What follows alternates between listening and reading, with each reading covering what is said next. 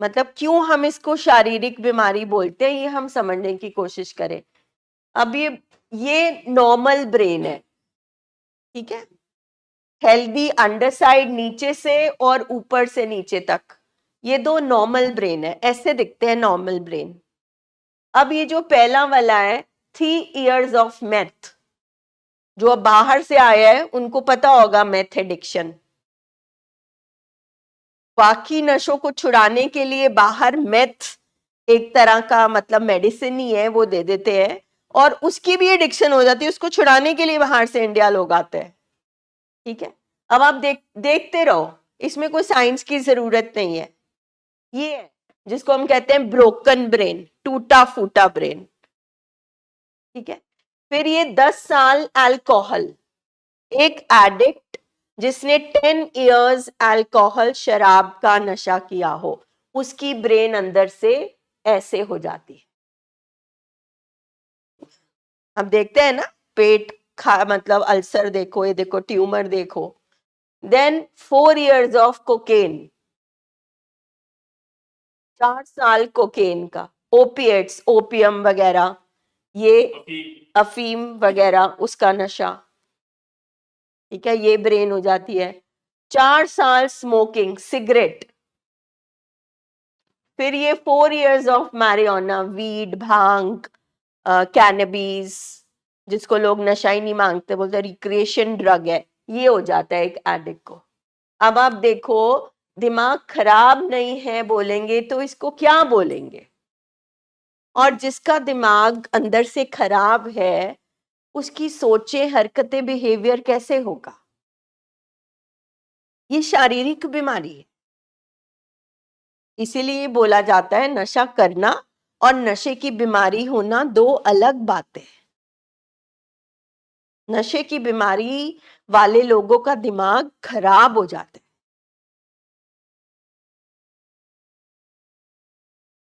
तो ये उतना ही सच्चा है जितना कैंसर, जितना टीबी, जितना अल्सर, ट्यूमर, ये सारी चीजें, है ना।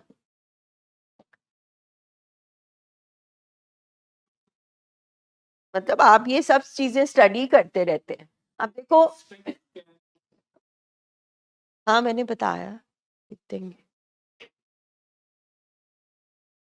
मतलब ये बातों को आप अगर मानोगे नहीं, सच्ची नहीं मानोगे, छोटा बड़ा कर दोगे, नहीं नहीं इतना नहीं है, नहीं ठीक हो गया, ये क्या, अब ये ब्रेन अंदर से खराब हो गया और ये एक दिन में नहीं हुआ। जैसे आपका क्वेश्चन था मैम हाउ मच टाइम, अभी एक दिन में नहीं हुआ। अगर हमारा पेशेंट बोलता है मैं 1 साल से नशे कर रहा हूं, तो उसमें कम से कम हम 1.5 साल ऐड कर लेते हैं, बल्कि 2-3 साल ही कर लेते हैं। Because at an average research कहती है कि 10 साल कम से कम पेशेंट लेट पहुंचता है मैक्सिमम केसेस में। मतलब अब आप जब आप मान ही लोगे, अगर आप मानोगे कि ये शारीरिक बीमारी है और ये बीमारी हमारे फैमिली मेंबर के अंदर आ गई, घर में आ गई, ठीक है, अब जब तक ये ठीक नहीं होएगी आपका घर आगे कैसे बढ़ेगा आप ये बताओ। बिकॉज दिमाग ने सब कुछ करना है, सोचना, खाना पीना, सारे मैसेजेस दिमाग से आते हैं। और हमें पता है कि हमारा जो लव्ड वन है जिसको हम हॉस्पिटल लाए हैं वो हेल्दी एक्शन नहीं कर पा रहा, वो चाहते हुए भी नहीं कर पाएगा, मगर उसको पता होगा वो गलत कर रहा है मगर वो रुक नहीं पाएगा, क्योंकि खराब दिमाग कैसे रोकेगा। मतलब इट्स अ फिजिकल डिजीज। कम से कम ये स्कैन देखकर ही हम अपने लव्ड वन को मरीज मानना शुरू हुए। तो फिर उसकी जो बीमारी के लक्षण है, लक्षण देख के ही आए हैं ना। झूठ बोलना, चालाकी करना, लड़ाई झगड़े, चुप हो जाना, एहसास नहीं होना, कोई एहसास नहीं होना, कुछ नहीं होना।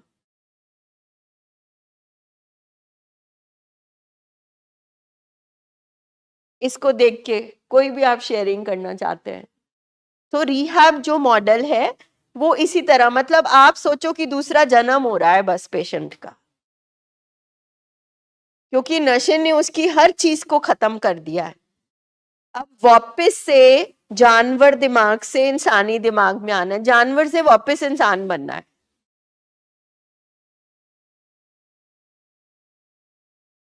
और वो जो लव्ड वन है आपका, जो पेशेंट है, वो खुद भी भूल चुका है, क्योंकि उसने पैदा होते तो नहीं नशा कर लिया था। वो भी कभी बच्चा था, कभी खुश था, सपने थे, सब कुछ था, पर ये एक्सीडेंट उसकी लाइफ में क्यों हुआ और क्या क्या चीजें इन्वॉल्व थी, पास्ट में क्या हुआ, बचपन में क्या हुआ, घर का क्या माहौल था, क्या ट्रॉमा था, जैसे कल सर बता रहे थे, ये सारी चीजों को ट्रेनिंग में हैंडल किया जाता है। तो doctor Bhatia is treating the body with medicine, और साइकोलॉजिस्ट किस पे काम करते हैं? माइंड पे, सोचों पे, मूड पे, बिहेवियर पे। दो तरह के डॉक्टर्स काम करते हैं इस अस्पताल में। और क्योंकि फैमिली बीमार है तो फैमिली काउंसलर्स फैमिलीज के साथ डील करते हैं, क्योंकि ऐसा हो ही नहीं सकता कि फैमिली परेशान ना हो, दुखी ना हो, बीमार ना हो। आप कुछ कहना चाहते हैं सर? कुछ भी आपके दिमाग में चीज हो, कैसा महसूस कर रहे हैं आप? ठीक है, ये बच्चे तो परेशान है ही हैं, ये बच्चों की परेशानी की वजह से यहाँ लेके आए बच्चों को। और आप भी परेशान हैं बहुत। परेशान तो आपने पहले ही बताया, भी पूरा घर डिस्टर्ब हो जाता है एक बच्चे की वजह से। अब सारे डिस्टर्ब तो है ही है, तो इसलिए आए हैं कि किसी तरह से रिलीफ मिले, बच्चा ठीक हो जाए तो परिवार ठीक हो जाएगा सारा। ये रिहैब के लिए भी सोचते हैं कि उसको डाल दें, लेकिन कहाँ पे डालें, कौन सा रिहैब ठीक है, वो किसी को भी नहीं पता। इसलिए यहाँ पे आए हैं कि चलो बच्चा ठीक हो जाए, यही है। इसीलिए हमें पहले पता तो होना चाहिए ना रिहैब क्या होता है। पर आजकल के टाइम में जब हम बोलते हैं ना हमें नहीं पता, हाँ, हमें एक्चुअली नहीं पता, क्योंकि अगर मान लो कि आप कोई कहीं से रिहैब करके आता है और वो अच्छी जगह है, तो वो बाहर आके थोड़ा ना बोलेगा मैं रिहैब से आया हूँ, मैं ट्रीटमेंट करा के आया हूँ। ठीक है, एक तो ये कारण है, अवेयरनेस नहीं है, पता नहीं है। दूसरा, हमारी भी थोड़ी सी तो गलती है, क्योंकि हमें तो ये भी नहीं पता एडिक्शन क्या है, और गूगल पे तो सब कुछ है। हम 24 घंटे हर किसी के हाथ में स्मार्टफोन होता है, और हर कोई दुनिया की सब चीज खोज रहा होता है। सबको पता है शॉपिंग कैसे करनी है, सब कुछ कैसे करना है। इसी तरह से एडिक्शन को खोजो, खोजो कि रिहैब क्या होता है, हर लैंग्वेज में आपको मिलेगा।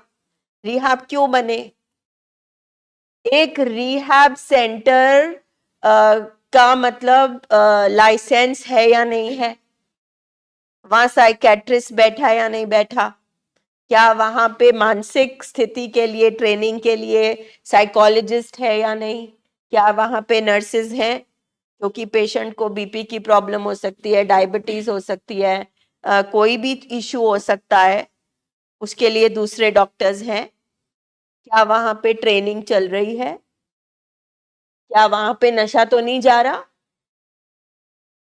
अब हमें एक बार 3 महीने लगे अपने रिहैब को नॉन स्मोकिंग जोन करने के लिए। दुनिया के हर रिहैब में सिगरेट अलाउड है, बहुत आसान है, बिकॉज सिगरेट दे ही चलो, रखे चलो, साल भर रख लो पेशेंट को। मगर जो सिगरेट छुड़ाने आए वो कहाँ जाए? क्योंकि सबसे ज्यादा लोगों को लगता है सिगरेट छुड़ाना सबसे आसान है, सिगरेट छोड़ना सबसे मुश्किल। तो बहुत सारी चीजें हम साइंटिफिक तौर पे जानते भी नहीं है। तो ये सारी चीजों की नॉलेज है, हाँ, हमें देते नहीं है डॉक्टर्स, ये भी मतलब बहुत सारी चीजों की वजह से हम सफर करते हैं। हम बहुत जगह घूम घाम के थक चुके होते हैं, फिर जब पहुंचते हैं तो हिम्मत भी नहीं होती है। ठीक बात है, कहाँ भेजे? आप बिल्कुल ठीक है सर। कैसे पता लगे, क्योंकि दिमागी बीमारियों की समझ नहीं है सोसाइटी में। हम लोग कौन सा इतना मानते हैं दिमागी बीमारियों को। अभी कल ही एक फैमिली शेयर कर रही थी कि पहले तो हमने सोचा किसी ने कुछ कर दिया है, पर आप ये देखो ये डिजीज नहीं है तो क्या है। और इसी तरह स्पेक स्कैन हर बीमारी के हैं, डिप्रेशन के, अल्जाइमर के, हर तरह के एडिक्शन के, sex addiction, porn addiction, gambling addiction, bipolar disorder, dementia, Parkinson, Alzheimer, हर। और वो दिन दूर नहीं है, आई थिंक उस पे काम चल रहा है कि जो फैमिली मेंबर्स है उनका दिमाग कैसे अंदर से खराब हो जाता है। कोडिपेंडेंसी, कोडिपेंडेंस। हम परिवार है ना, हम अपने पेशेंट पे निर्भर है, हमारा तो गुस्सा, प्यार, मूड सारा कुछ उस पे निर्भर है। हम तो सो तक नहीं पा रहे ठीक तरह आराम से। कंडीशन हो जाती है। या मतलब ये 10 इयर्स का एग्जांपल है हाँ। कि एक एडिक्ट जिसका 10 इयर्स का अल्कोहल स्पैन है, हाँ। तकरीबन ये ऐसा दिमाग दिखता है। इस दिमाग को नॉर्मल जाने में कितना समय लगता है? So it takes time, lot of things are involved. ठीक है। Okay. WHO का मानना है कि एडिक्शन के बाद जब आप ट्रीटमेंट प्रोसेस पूरा अच्छी तरीके से करते हो तो एक एडिक्ट को तकरीबन 1.5-2 साल लग जाते हैं नॉर्मल में? नॉर्मल इन द सेंस काफी, हाँ, बहुत हद तक हेल्दी होने में। ठीक है। इसका मतलब ये नहीं कि 1.5-2 साल आपको हॉस्पिटल ही रहना है या एडमिट ही रहना है। वो आपकी हैबिट्स, डाइट, यस, एवरीथिंग। जैसे पहली स्टेज रिकवरी की होती है एब्स्टिनेंस, कि आपने नशा छोड़ा हुआ है। हाँ जी। सेकंड होती है वो जो हम बोल रहे थे इनविजिबल, आप अपनी कमजोरियों और कैरेक्टर फ्लॉज पे काम कर रहे हो जो आपको नशे की तरफ लेकर गई थी, जैसे ग्रेंडियोसिटी, ईगो, अहंकार, झूठ, सीक्रेट लाइफ, डिसऑनेस्टी, लाई लग होना, ना नहीं कह पाना, कॉन्फिडेंस नहीं होना, low self esteem, toxic shame. कोई ना कोई हमारे पेशेंट्स में कमजोरी होती है। बिल्कुल बिल्कुल। जैसे कोई पर्पस ऑफ लाइफ ही नहीं है ना। जैसे मतलब अगर हमने कुछ जिंदगी में ऐसा कोई काम ही नहीं किया जिससे हमारा नेचुरल डोपामिन बने, अब हमारा अंदर केमिकल बनना चाहिए ना। हाँ जी। वो तब बनता है क्योंकि नेचर कहती है कि हर कोई अपनी कमाई करे, सिर्फ पैसे वाली नहीं, थोड़ा काम भी करे, वो कमाई होती है। अब हमारे स्पेशली पंजाब की एक चंक ऑफ एक सोसाइटी में, जैसे हम landlords, agriculture, we also belong to that. सब कुछ, कोई काम नहीं है खेती में, मतलब बड़ों ने तो फिर भी किया, कोई काम नहीं है, पूरा दिन आप खाली हो, एक चक्कर लगा लिया, ठीक है, तो सब कुछ परोस परोस के मिला है। बिल्कुल। रूटीन नहीं है। ये प्रोग्राम कहता है रूटीन बहुत जरूरी है। जैसे जसवीर सर कह रहे हैं, टाइम पर खाना, टाइम पर सोना, टाइम पर नहाना, टाइम पर रोना, एवरीथिंग रूटीन। रूटीन बहुत जरूरी है। ठीक है। जिनकी रूटीन है, कोई पर्पस ऑफ लाइफ है, तो उनका तो अंदर से रिस्पेक्ट और सेल्फ एस्टीम निकलेगा ना। उनका तो होगा भाई हाँ मैंने कुछ किया है जिंदगी में। जिसका कुछ नहीं है वो they will move towards these things. तो प्रोग्राम कहता है पेशेंट को अपनी कमाई करने दो, उसको परोस परोस के देना बंद करो एक तरफ, और दूसरी तरफ ये भी कहता है कि आप बिल्कुल भी नहीं देते, वो भी गलत है। आप हर टाइम ही ना करते हो, वो भी गलत है। आप हर टाइम कंट्रोल करके रखते हो, वो भी गलत है। आपने उसको कभी सांस ही नहीं लेने दिया, कभी कोई फ्रीडम नहीं दिया, घुट घुट के जी रहा था, उसके लिए भी नशा एक ताकत बन जाएगा। वो बोलेगा हाँ अब मेरे को आजादी मिली। तो ये दो तरह के जो एक्सट्रीम है ना, दो हदें, ये दो हदें ही बीमारी है, और ट्रीटमेंट है बीच में संतुलन में आना। मतलब आप इसीलिए यहाँ बैठना पड़ता है सीखने के लिए। आते तो हम क्या है, जी डिप्रेशन हो रहा है, जी गुस्सा करता है, जी ये करता है, जी नशा करता है, जी चिट्टा लगाता है। मगर जब आप यहाँ बैठना शुरू करते हो तो ऐसा लगता है हमें कि कहानी तो कुछ और है। नशा तो इतनी छोटी सी बात रह गई। पहले जब मैं आया था तो डेली करते थे ड्रिंक, है ना, शाम को, तो ऐसा लगता था कि इसी में सारी खुशी है ना। इसीलिए अभी मैंने छोड़ी है ना, तो एक कॉफी का कप लेते हैं, चाय का लेते हैं, या सैंडविच खाते हैं, उसका अलग ही खाने का मजा आ रहा उसका है। भी मजा आ रहा है। वो चीजें पहले खत्म हो गई थी। मेरी को फेवरेट चीज बननी, मैंने कहा नहीं खानी मैंने, है ना। तो अभी जैसे इधर है, अभी घर पे, अभी तो घर पे जाना है ना, मम्मा के हाथ का खाना है। अभी कंटीन का ही खाना इतना अच्छा लग रहा है, क्यों लग तो रहा है मम्मा के हाथ कि का तो अब अल्कोहल सोचो। छोड़ी है, अल्कोहल छोड़ी है। अल्कोहल छोड़ी तो जिंदगी में किसी और चीज का स्वाद आया। हाँ, अभी मैच देख रहे थे रूम में, तो इतना एंजॉय कर रहे थे।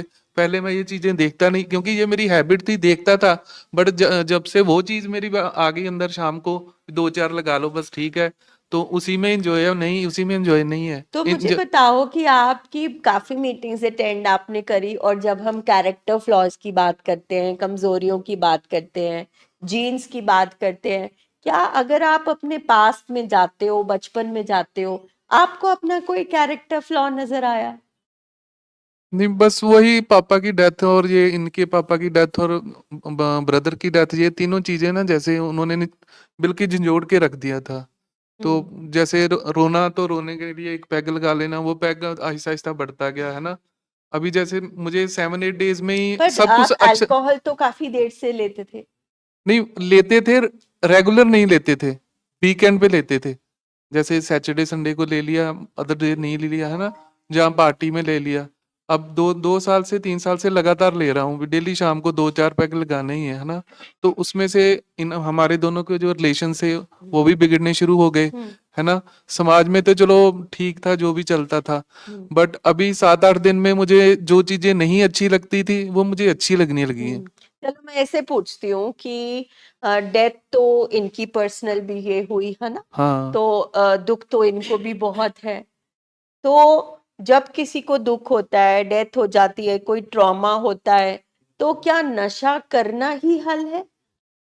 हालांकि ये हल नहीं है, मुझे उस टाइम मेडिसिन लेनी चाहिए थी। नहीं नहीं, तो इशू क्या है? अगर हमारी लाइफ में कुछ हादसा हुआ, हमें दुख हुआ और हमने नशा कर लिया, तो हमने काम किस पे करना है? मैंने उस दिन आपको बोला था ना, मेरा पापा के साथ पापा वाला बिहेव नहीं था, हम दोस्त की तरह रहते थे, है ना। उनके बोलना, चलो पैग बनाओ इकट्ठे, है ना, फिश ले आओ इकट्ठे खाते हैं, मटन ले आओ इकट्ठे खाते हैं। तो जब जैसे क्या ये हेल्दी मेरे से अपब्रिंगिंग थी? मेरे से जैसे अभी मिलके गए, आधे घंटे के बाद पता लगा कि साइलेंट अटैक हो गया, है ना, एकदम माइंड पे इतना प्रेशर चला गया कि ये हो क्या गया, है ना। तो वो चीजें जैसे काफी, उस टाइम मुझे डॉक्टर देखना चाहिए था, ना कि मुझे अल्कोहल की तरफ जाना चाहिए। तो किस पे काम करना चाहिए था? इससे क्या निकल के आया कि जब मेरी जिंदगी में कोई दर्द आएगा, तो मुझे उसको कैसे मैनेज करना है, मुझे अपने इमोशंस पर कैसे काम करना है, मुझे जिंदगी को कैसे फेस करना है, क्योंकि दुख तो हो सकता है मरते दम तक आए। तो प्रोग्राम क्या हेल्प करेगा? इलाज क्या है?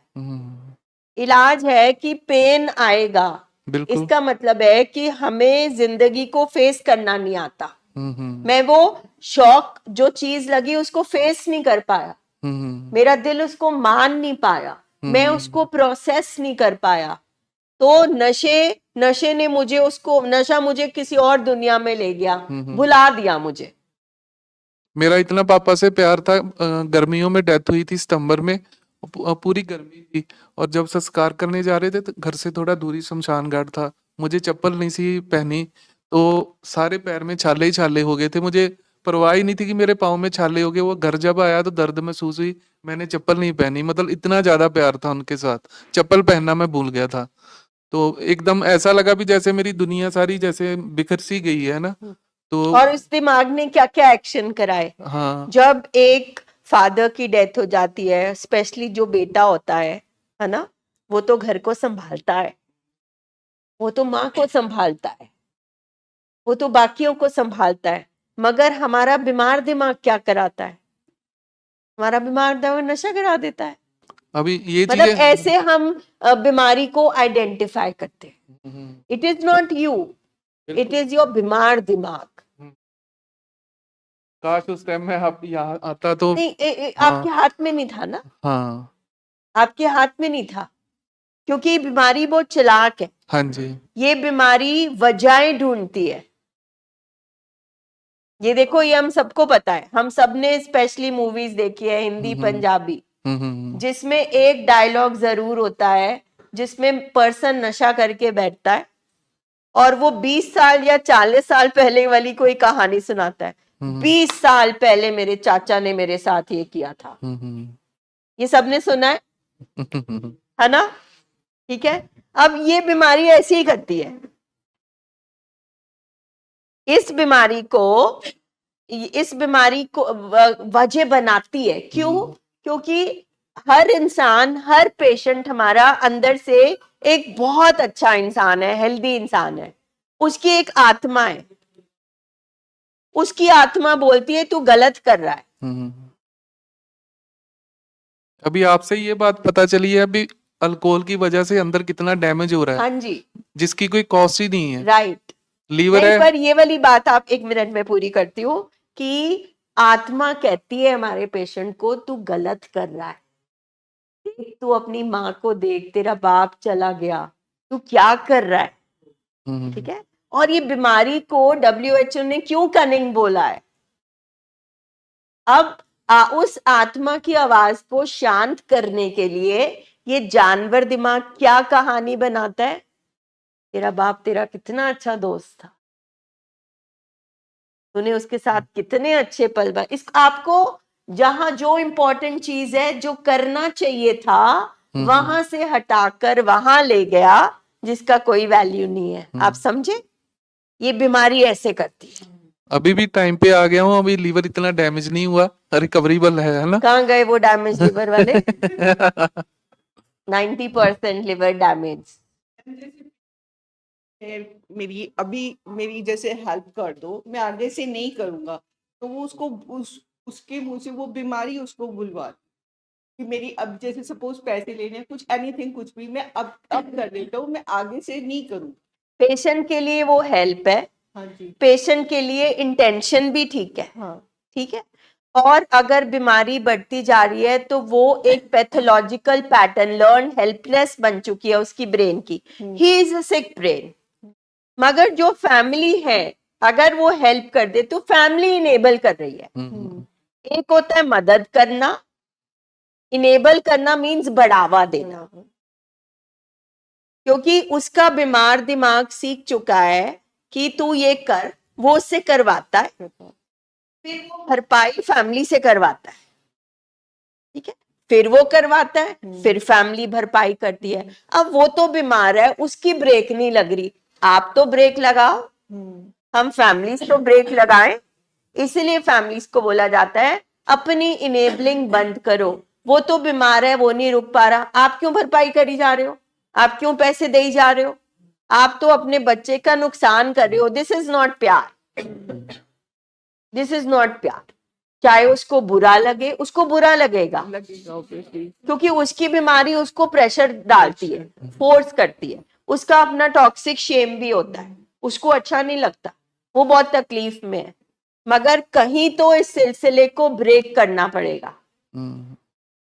तो फैमिली यहां पर बैठ के हम फैमिलीज इस सिलसिले को ब्रेक करती है। इसीलिए पहले फैमिली की ट्रेनिंग होती है कि जाने अनजाने यहाँ आने से पहले हमने ऐसे कौन से बिहेवियर करे जिससे हमारी पेशेंट की बीमारी बढ़ी, हम उसको पहले बंद करें, काटा लगाएं, ताकि वो बीमारी और ना बढ़े। हाँ, इस प्रोसेस में हमें तकलीफ होगी क्योंकि हमारे पेशेंट को अच्छा नहीं लगेगा। हमारे पेशेंट के हम सबसे बुरे इंसान होंगे, दुश्मन होंगे। बट धीरे धीरे जब वो रिकवरी में आएगा, इंसाइट आएगी, एक्सेप्टेंस आएगी, तो वो भी समझेगा कि क्या कारण था। अभी मैंने अपने माइंड में ना ये सेट किया है, मेडिसिन तो चलो है, बट जो आपकी बातें हैं, जो आपकी क्लास, जो आप सबको समझाते हैं ना, सबसे मेडिसिन से भी ऊपर ये आपकी है जो आप बोलते हैं। जो बंदा ये बातें याद रखेगा कभी जिंदगी में ड्रिंक नहीं फिर करेगा। आप एक और बात नोट कर लो आज, हाँ जी, मेडिसिन से भी ऊपर और मेरी बातों से भी ऊपर ये बीमारी है। हाँ जी, नहीं है सही ये बीमारी सबसे पावरफुल है, डॉक्टर भाटिया से भी, स्टेज से भी, हर चीज से। जिसने नहीं छोड़नी, इसलिए होशियार रहना। जिसने छोड़ना उसने नहीं छोड़ना, बट मुझे ये लगता है कि आपकी बातें मेडिसिन से ऊपर है मेरे लिए, और किसी से हो ना हो मेरे लिए आपकी जो मेडिसिन से ऊपर आपकी बातें हैं, हाँ, उसके साथ आपके फैमिली थॉट्स, सपोर्ट। आपके थॉट्स हैं जो आप हमें बताते हैं ना, ये बड़ी अच्छी बात है। हाँ, क्योंकि हमने यहाँ पर बैठ के सबने, मैंने भी एज फैमिली यही सीखा, क्योंकि मैंने भी वही किया जो आपकी वाइफ करती थी, हाँ जी, मैंने भी वही किया जो यहाँ पे नीरू मैम करती थी, रमन करती थी, पावनी करती थी, जो सारी वाइफ्स करती थी, जो सारी मदर्स करती थी, हाँ है जी, ना। वी लर्न कि हम जिसको प्यार कहते हैं, हम तो अपने पेशेंट का नुकसान कर रहे हैं, हम तो खुद ही नशा देने वाले बने हुए हैं। हम दूसरों को बोलते हैं drug peddlers, they are peddlers, हम तो खुद पेडलर्स हैं। हमें लग रहा है हम बचा रहे हैं, हम प्यार करते हैं, हम परवरिश कर रहे हैं, हम तो बीमारी के पौधे पे खुद पानी खाद डाल के बड़ा बड़ा करते जा रहे हैं। तो ये पेन, इसलिए ये पेनफुल प्रोसेस है, हमारे को करना थोड़ा मुश्किल लगेगा, पेशेंट को सहना मुश्किल होगा, इसलिए ये ट्रीटमेंट थोड़ा मुश्किल है। इस डर की वजह से भी लोग ट्रीटमेंट नहीं कराते कि हम पेशेंट के सामने बुरा नहीं बनना चाहते। भाई वो तो अपने साथ ही नहीं है, उसको तो अपनी होश ही नहीं है। बिल्कुल। इसीलिए प्रोग्राम कहता है या खुश कर लो या बचा लो, या आप अपने आप से पूछो कि आपने पेशेंट को खुश करना है या आपने पेशेंट को बचाना। बिल्कुल। तो ये प्रोसेस है, ये प्रोसेस में जब हम आ जाते हैं तो धीरे धीरे धीरे धीरे ये सब चीजें सॉर्ट आउट होती है। तो आप में अभी एक अच्छी चीज है कि विलिंगनेस है, इंसाइट है, एक्सेप्टेंस है, ठीक है। मगर फिर भी ये होने के बावजूद बीमारी बहुत पावरफुल है, तो अपनी वाइफ को सरेंडर करो और ट्रीटमेंट को सरेंडर करो। बिल्कुल। तो जहां पे आप वीक पड़ोगे, इसलिए उनको ट्रेन किया जा रहा है, जब आप वीक पड़ोगे और ये बीमारी आपको वीक पड़वाएगी, हाँ जी, सबको करवाती है, हाँ जी, तो उस time she will be there to support you. वो 15 तो 20 मिनट्स होते हैं जब दिल करता है शाम को भी लगाएं, बस वो साम के रखने हैं। बस ये सारी जो ट्रेनिंग या रोज होती है उस 15 मिनट के लिए होती है।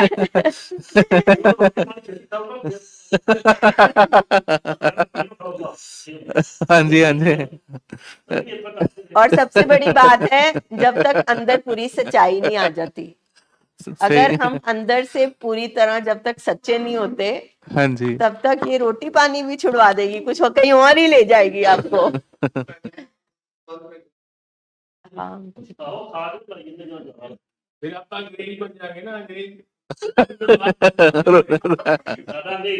Night cap, night cap. हाँ जी, रमन जी आप बहुत मुस्कुरा रहे हो, कुछ शेयर करो।